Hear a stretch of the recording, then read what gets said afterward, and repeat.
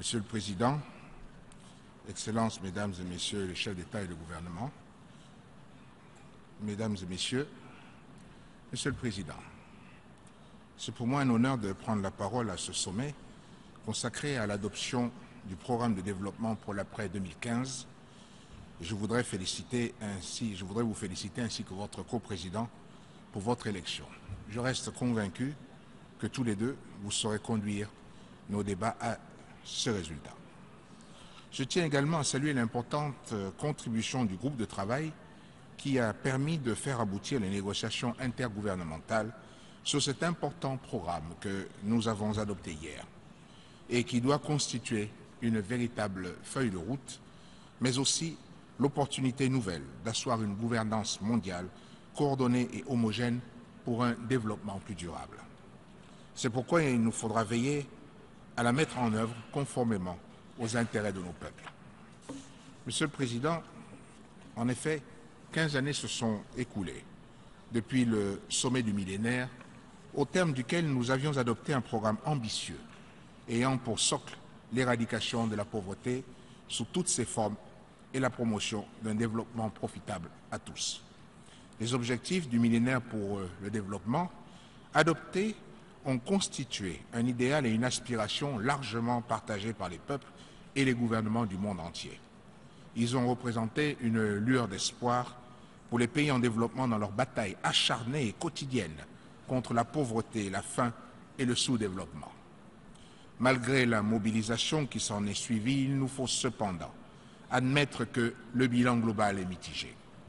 Les progrès obtenus sont inégaux, en particulier en Afrique et dans les pays les moins avancés.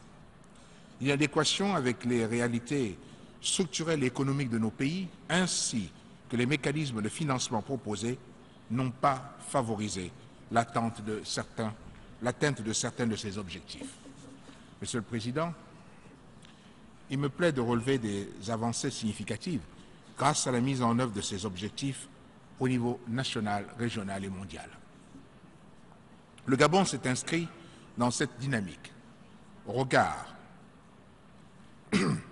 des résultats probants que nous avons obtenus dans ce processus avec le concours de la société civile. En matière de l'éducation, le taux de scolarisation a atteint plus de 96% et se trouve être l'un des plus élevés sur notre continent. La parité filles-garçons au niveau de l'éducation primaire et secondaire est un acquis. Dans le domaine de la santé, mon pays a enregistré des progrès remarquables dans la réduction de la mortalité maternelle ainsi que dans la baisse de la mortalité des enfants de moins de 5 ans. Les tendances du VIH-Sida ont été inversées et la progression de la maladie a été réduite de façon significative. La solidarité nationale a elle aussi connu des avancées importantes, avec la mise en place d'une stratégie nationale d'investissement humain dotée, entre autres, d'un système d'assurance maladie universel et l'accès aux minima sociaux particulièrement orientés vers les personnes les plus vulnérables. Mon pays se réjouit.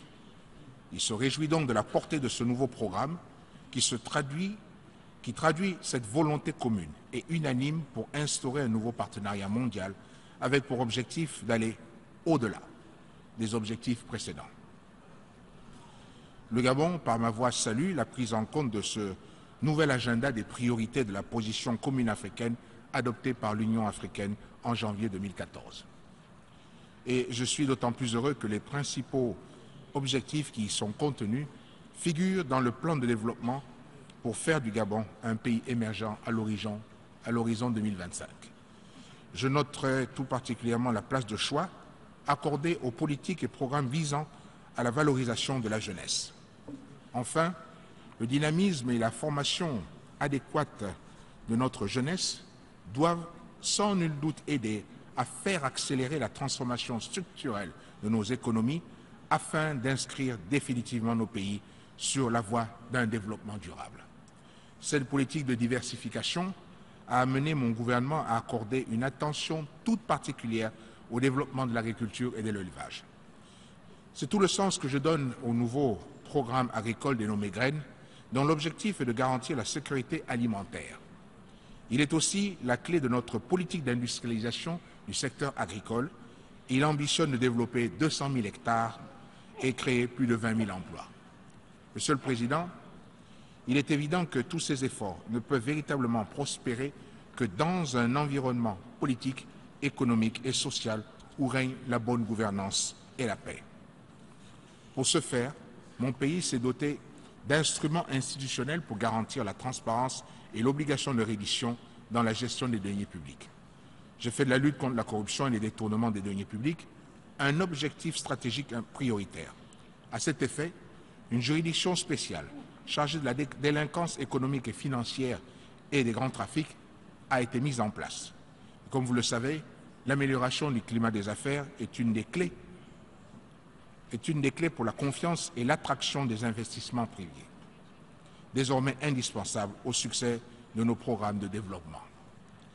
Monsieur le Président, l'engagement du Gabon en matière de lutte contre le changement climatique reste constant, compte tenu de la gravité du phénomène pour le développement, la paix et la sécurité dans le monde. Mon pays continuera à apporter sa contribution aux efforts de la communauté internationale pour l'adoption à Paris d'un accord universel et contraignant pour limiter la hausse des températures à 2 degrés centigrades. C'est dans ce sens que mon pays organise demain 27 septembre 2015 un événement de haut niveau sur cette importante question. Car nous devons travailler la main dans la main avec le même objectif, celui de préserver l'environnement de la planète pour le bien de l'humanité. Les efforts du programme de développement durable à l'horizon 2030 que nous venons d'adopter nous obligent donc, Monsieur le Président, à renforcer la coopération internationale. Une coopération internationale nouvelle, refondée et qui réaffirme notre conviction que toutes les générations appartiennent à une même communauté humaine et qu'elles aspirent au même bonheur. Je vous remercie.